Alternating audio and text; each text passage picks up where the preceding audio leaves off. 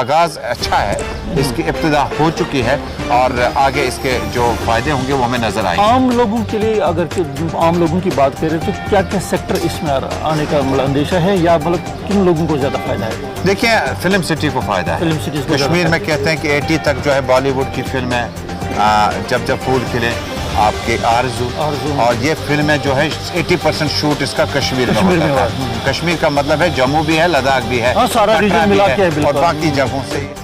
और राजनीति भी काफ़ी ज़्यादा इसमें गर्म रही, बिलावल भुट्टो से एस जयशंकर तक।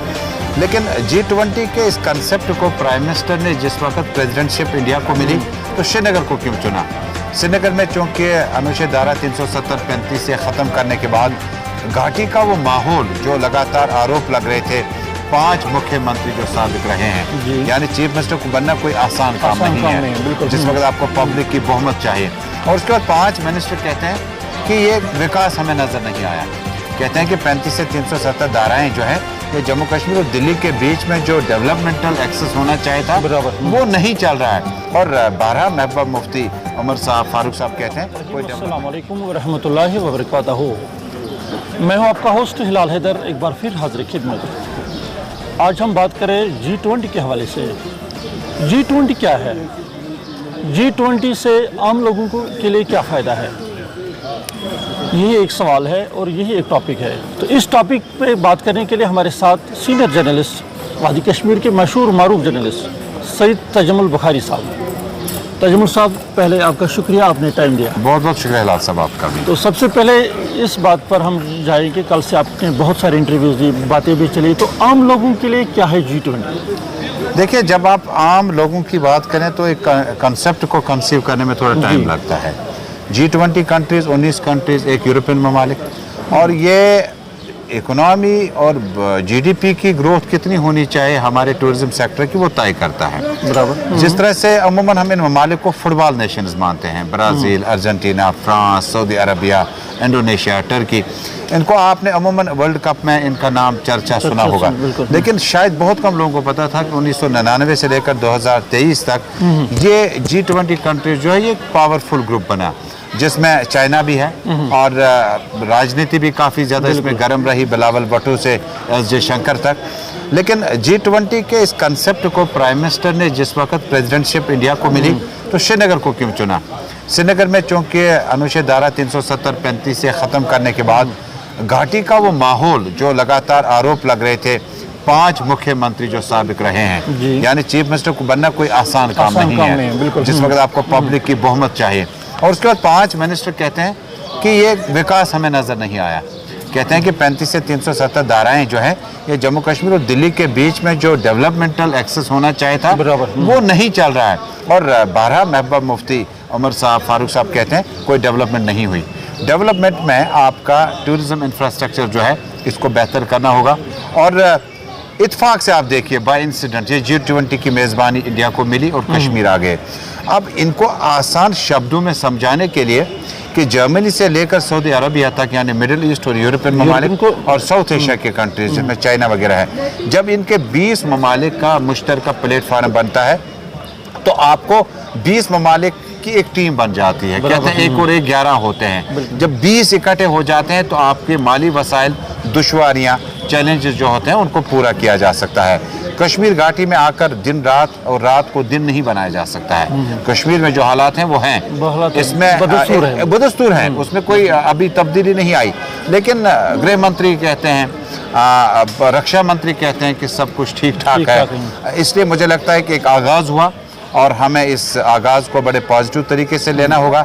हमने देखा कि डल झील, ज़बरवन पहाड़ियों के आगोश में SKIC श्रीनगर में ये तकरीब 3 रोज़ा इजलास, 70 डेलीगेशंस आए और 2 चार्टर फ्लाइट्स के साथ श्रीनगर पहुँचे।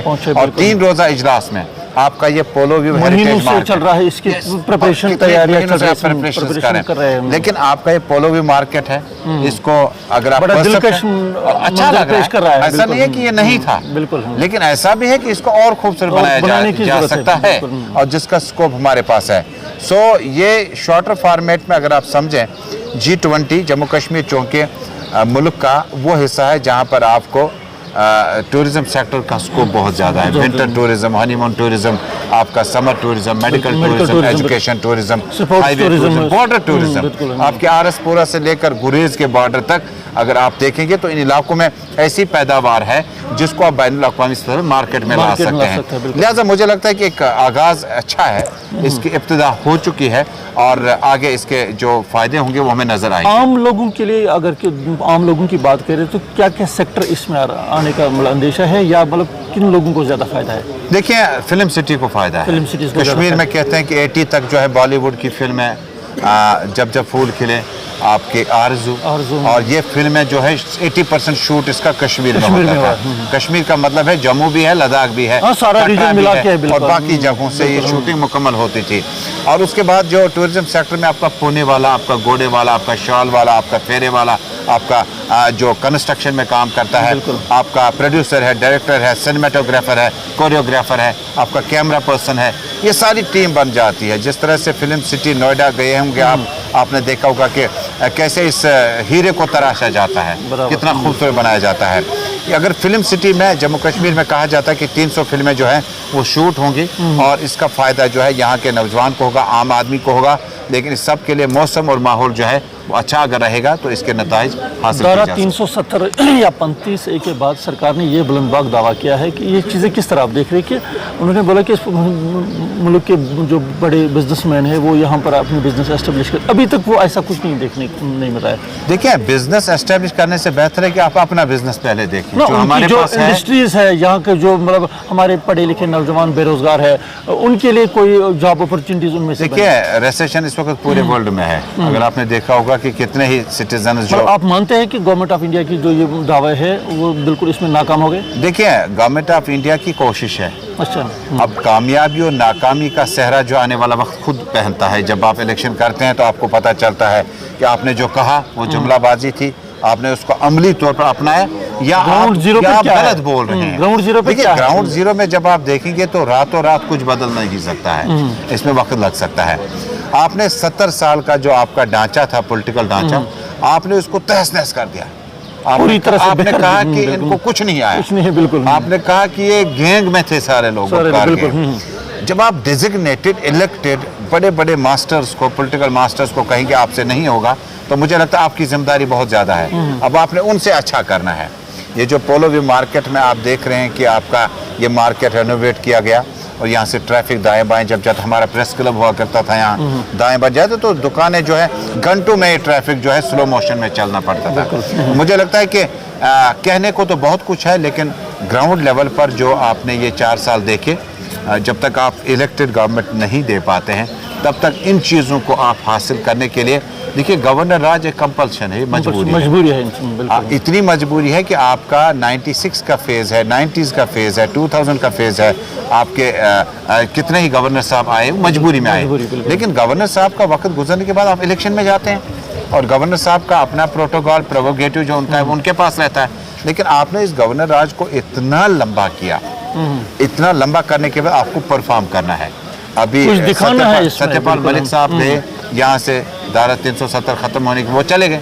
आज वो पर्दे सरकने शुरू हुए, बहुत कुछ मामला आगे आ रहे हैं, लेकिन मौजूदा वक्त में अगर आप देखेंगे तो उम्मीदें बहुत ज़्यादा है, मसाइल बहुत ज़्यादा हैं। हमारे कश्मीर के नौजवान प्रेस क्लब से, प्रताप पार्क से दिन रात चक्कर खा रहे हैं, ठोकरियाँ खा रहे हैं। आपने भी बहुत सारे स्टोरीज इस पे किए, तो अभी तक उनके मामला था, चाहे सब इंस्पेक्टर का मामला हो या फायर सर्विस का मामला, सरकार को पता है फेक है, तो फिर भी सरकार इसमें अकड़ते क्यों है? देखिए, चीज़ें सारी किस तरह देखिए, कोई भी सरकार अगर जनता के खिलाफ, पब्लिक के खिलाफ जाएगी तो वो शायद सस्टेन नहीं करेगी, वो कामयाब हो ही नहीं सकती है। लेकिन सरकारों के आने के बाद आपने सब इंस्पेक्टर की आसामियों की बात की, एनिमल हस्बेंड्री में आज मुलाजमीन है, फायर सर्विस में जो लगने थे मुलाजमीन उनका लिस्ट कलअदम करार दिया गया।